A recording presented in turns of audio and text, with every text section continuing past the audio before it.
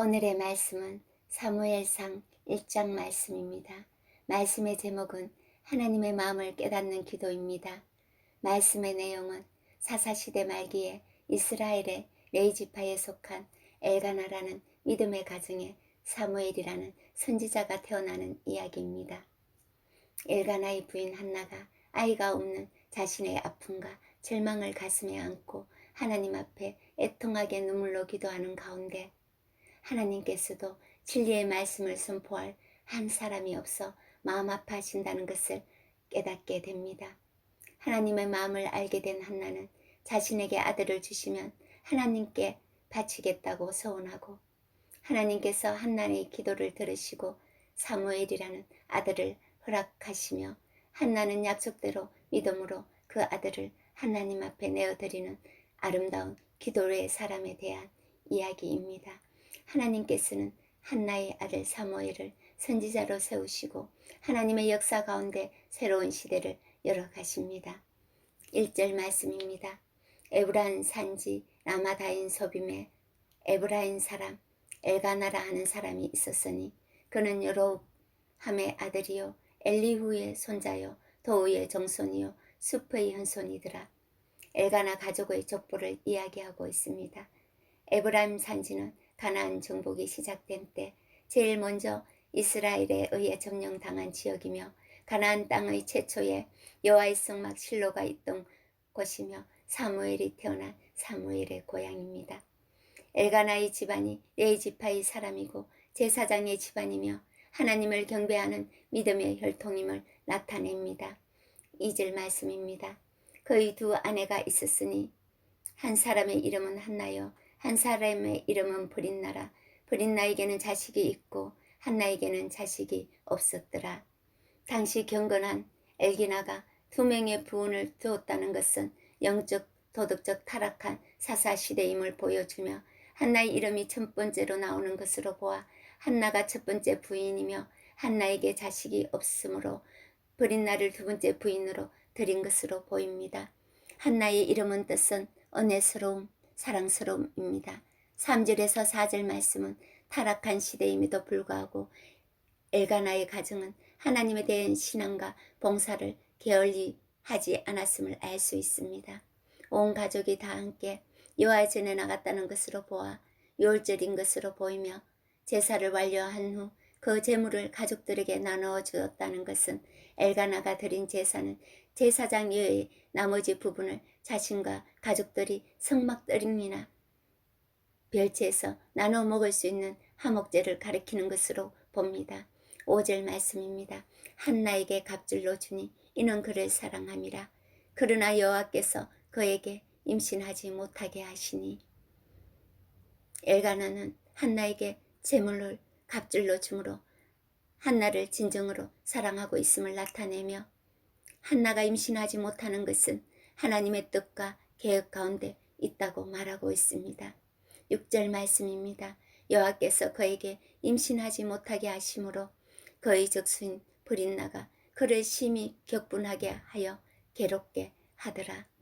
당시 이스라엘에서는 여자가 아이를 갖지 못하는 것은 하나님의 징계이거나 하나님과의 관계가 끊어짐을 의미합니다. 브릿나가 한나에게 하나님께 버림받은 여자라고 온갖 방법으로 한나를 괴롭혔으므로 한나가 너무 슬프고 고통스러워 매년 여호와의 집에 올라갈 때마다 울고 먹지 않아 남편 엘가나의 마음을 아프게 합니다.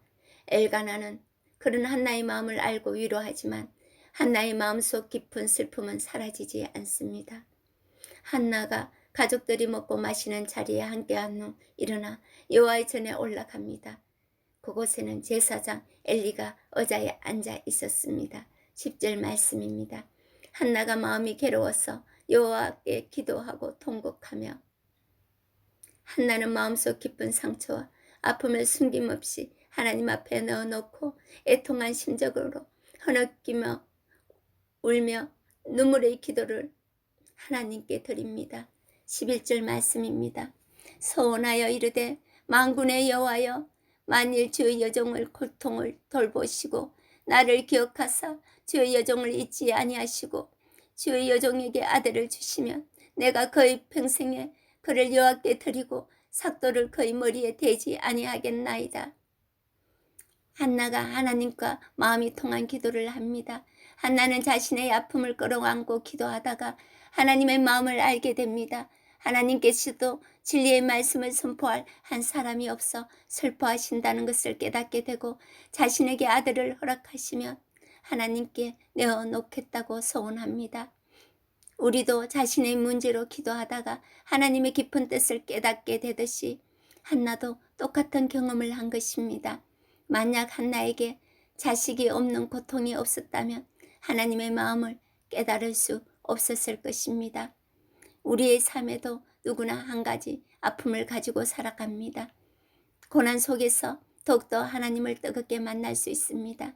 하나님을 가까이 하십시오. 고난은 하나님의 뜻을 깨닫는 축복의 통로입니다. 절망하지 마시고 하나님을 신뢰하고 그분 앞에 자신의 아픔을 내려놓고 마음껏 울부짖고 기도하십시오. 고난 속에는 우리를 향하신 하나님의 신실한 뜻이 분명히 있음을 믿으십시오. 하나님께서도 우리를 사랑하시며 좋은 것을 주시기를 원하시는 분이십니다.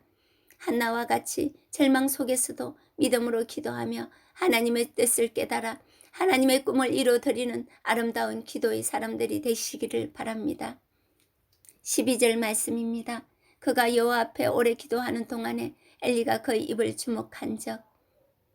엘리는 한나가 기도하는 것을 지켜보며 입술만 움직이고 음성이 들리지 않으므로 한나가 술 취한 줄 알고 한나에게 포도주를 끊으라 말합니다. 한나의 깊은 기도의 상태를 알지 못하는 엘리가 영적 분별력이 상실했음을 보여주고 있습니다. 15절 말씀입니다. 한나가 대답하되 이르되 내 주여 그렇지 아니하나이다. 나는 마음이 슬픈 여자라 포도주나 독주를 마신 것이 아니요 여호와 앞에 내 심정을 통한 것뿐이오니. 엘리의 영적 무기력함에도 불구하고 한나는 엘리에게 겸손하게 대답합니다.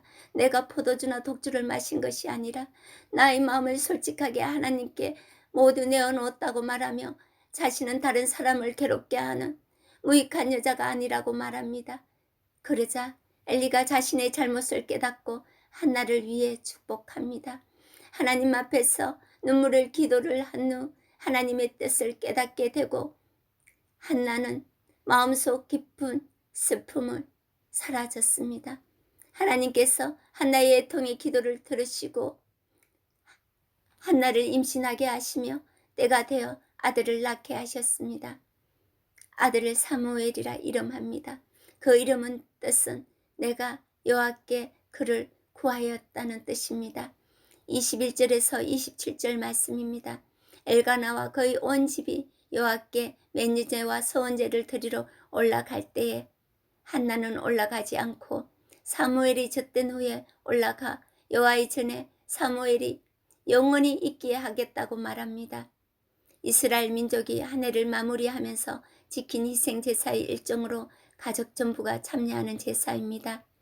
엘가나는 한나의 소원을 무효화할 수 있음에도 한나의 소원을 인정합니다.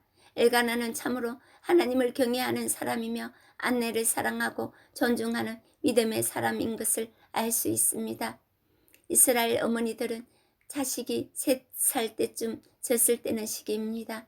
한나는 사무엘이 절될 때를 기다리고 때가 되자 실로 여호와의 집에 데리고 가 엘리에게 사무엘의 출생이 전적으로 자신의 기도에 대한 하나님의 은총이며 하나님의 선물임을 고백합니다. 28절 말씀입니다. 그러므로 나도 그를 여호와께 드리되 그의 평생을 여호와께 드리나이다 하고 그가 거기서 여호와께 경배하니라. 아직 사무엘이 어림에도 불구하고 한나는 하나님의 신뢰함으로 믿음으로 아들을 하나님 앞에 내드리며 약속을 지킵니다. 하나님께서는 한나의 믿음을 통하여 사무엘을 선지자로 세우시고 사사시대를 마감하시며 이스라엘 왕이 오시는 길을 예비하시고 하나님의 구원의 역사를 진행하십니다. 한나처럼 절망 가운데서도 기도하며 하나님을 의지하고 신뢰하며 내 뜻이 아니라 하나님의 신실한 뜻을 깨달아 하나님의 은혜를 경험하는 복된 여러분의 삶이 되시기를 축복합니다.